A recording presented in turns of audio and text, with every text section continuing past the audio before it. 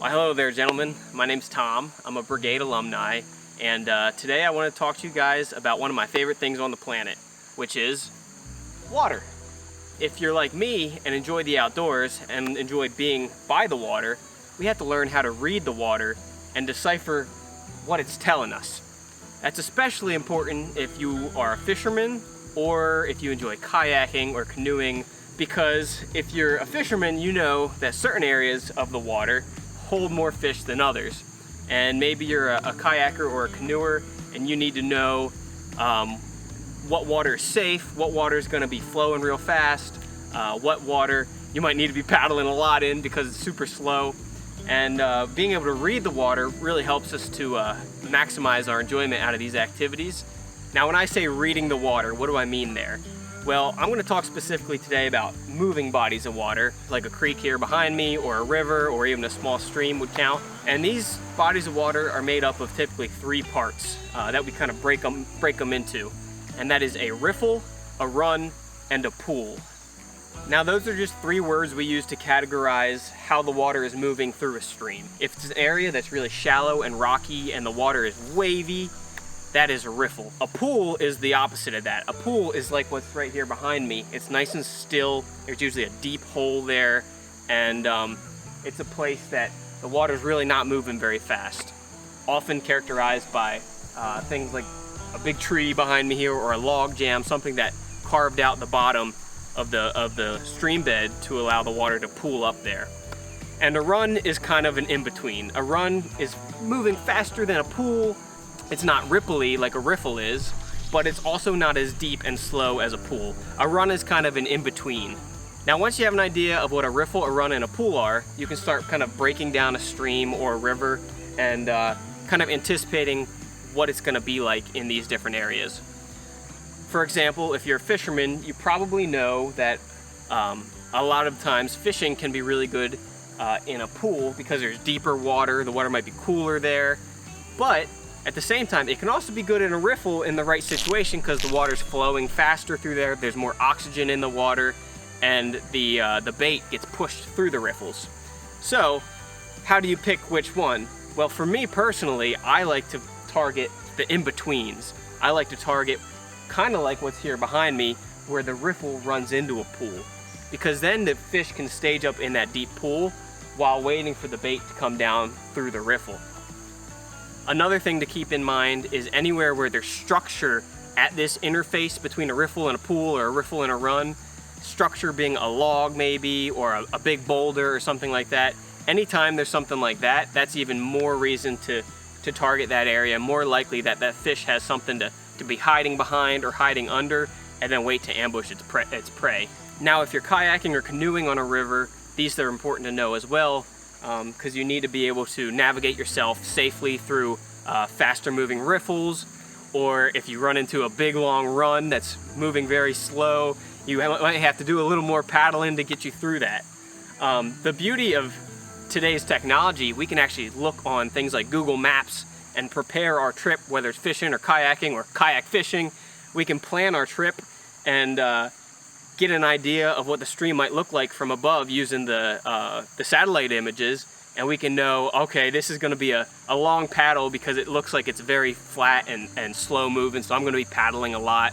Or you can say, ooh, I want to target this area to fish and that area to fish. It looks like there's a riffle that comes into a big pool and there's a down tree.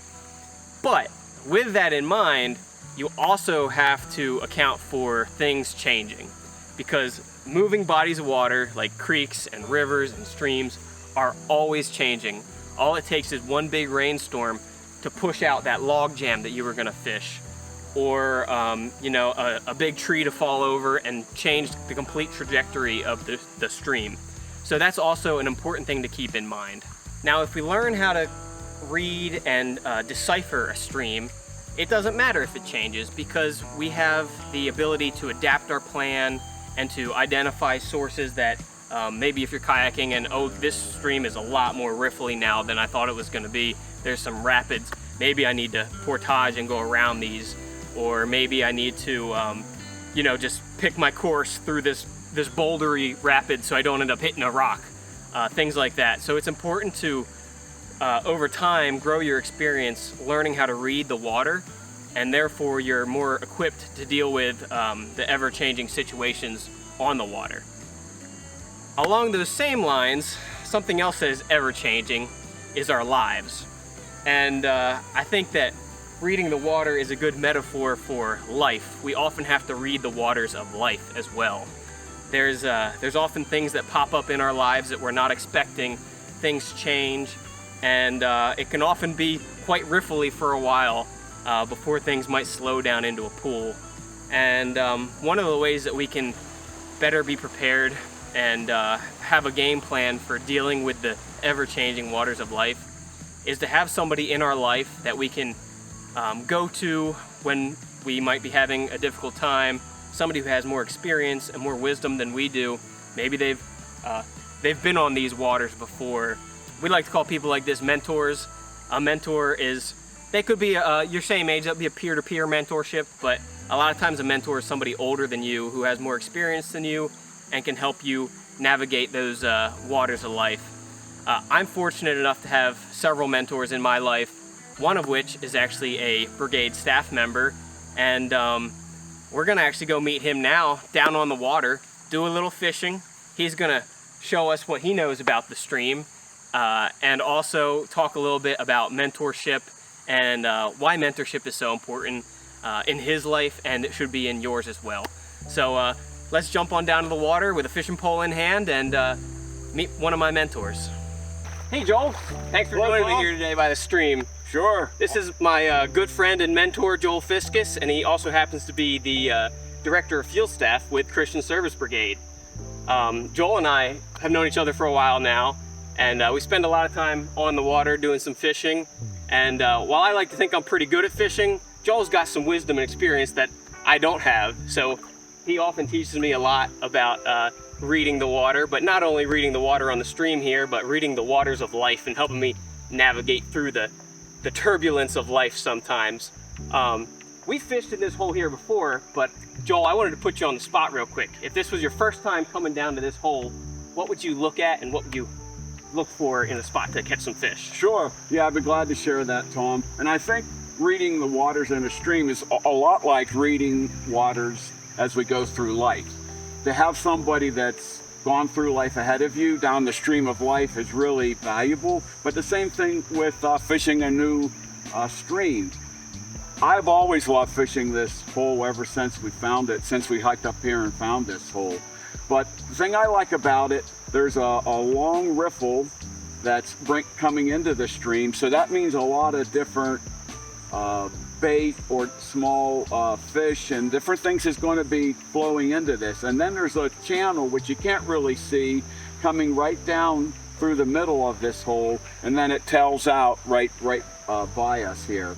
And a couple places in this hole that I really like to fish is right where the riffle comes into the hole, because that is often a place where the trout are stocked up and are looking for bait. But sometimes, especially on a warmer day, they're going to be in the cooler part of the hole. And for all of you that have ever gone swimming in a lake, you know that the deeper the water, the cooler the lake, right? Absolutely. Yeah, and so the deepest part of the hole is where they're going to be if the warmer the water.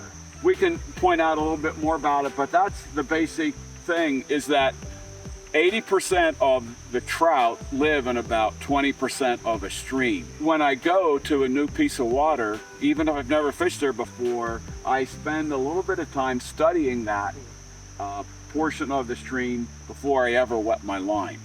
And that's probably a very valuable lesson for life as well. Definitely. You know, Joel, you have a great passion for mentoring. You've made it your career and Right. you know, one of your biggest drives in life. What's kind of brought you to have such a passion for mentoring?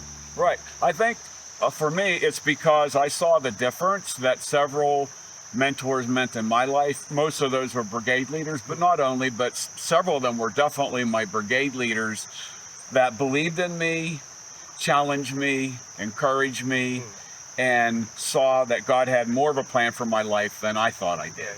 And I would have been quite content with mediocrity. And that's wasn't God's plan for my life.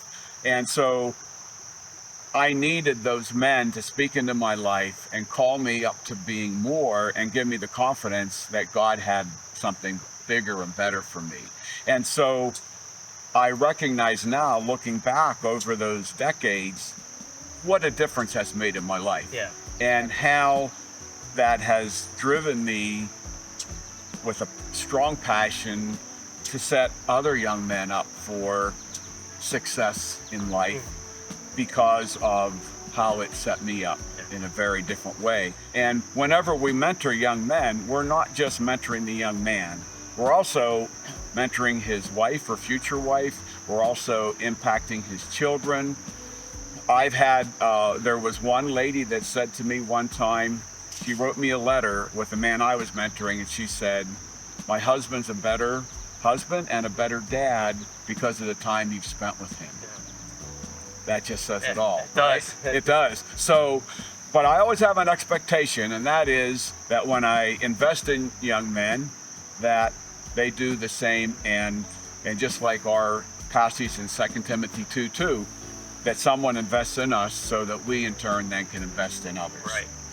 Well, I know I probably wouldn't be standing here right now. We wouldn't be filming this video if it wasn't for people like Joel and some others that spoke into my life and are still speaking into my life as I continue to navigate the waters of life. Right. Yeah. Yep. That's great. Sure. All right. Well, thank you so much for sharing that, Joel. Oh, sure. You know, we can't come to the stream here today without doing a little fishing, so that's what we're going to do, and we'll take you guys along with us a little bit, show you a little more about how we read the waters on the stream here and how that might help you guys pick up some more fish. And you never know, Joel might drop some more wisdom on you as we're making our way down the stream here. Sure, Tom. And the whole idea is that you need tools for life, like God's Word and peer mentors and intergenerational mentors. Also, we have our tools. We have our fishing rod, we have our fishing net and things like that. But also you need tools for mentorship in life as well. Well, some days they don't like to cooperate with us, huh? No, that's right. We've caught a lot of different species, but not the targeted trout that we're looking for. But I wanted to say to those of you who are mentors, you are making a difference in these boys or young men's lives. You are making a difference. You may not know that today. You might not know that next year, but you're going to see them maybe 5, 10, 15, 20 years from now, and you're going to see that they've matured into godly young men, and you'll know that your investment was well worth it. So thank you. Absolutely. And that's a great point. And with that being said, to you young men, if you feel like you need a little bit more of a personal mentor in your life, don't be afraid to reach out to your instructors and your leaders, because they are here for you and they're putting their time in to be here for you, and they'd be happy to talk with you or pair you up with somebody else that could help spend a little more one-on-one time with you. Maybe you're having some issues at school or with relationships or whatever it might be, or you just want somebody to kind of share their knowledge with you and share their wisdom that they've acquired through life. So don't hesitate to do that. We're gonna keep fishing for a little bit, and maybe we'll get into some fish. Right. If not, hope you guys enjoyed tagging along with us on the stream here and learned a thing or two. And thanks again. Oh, I got a trout. Nice. Definitely have. Finally. Got a Nice rainbow. All right. See, this is one of those unassuming spots that's just a nice little run here. Not a lot of people fish it because it doesn't look that good, but there's structure down there, there's shade, and the fish love it. Our first trout of the day. We were worried it wasn't gonna happen. Very nice. Look at that. Beautiful. Nice.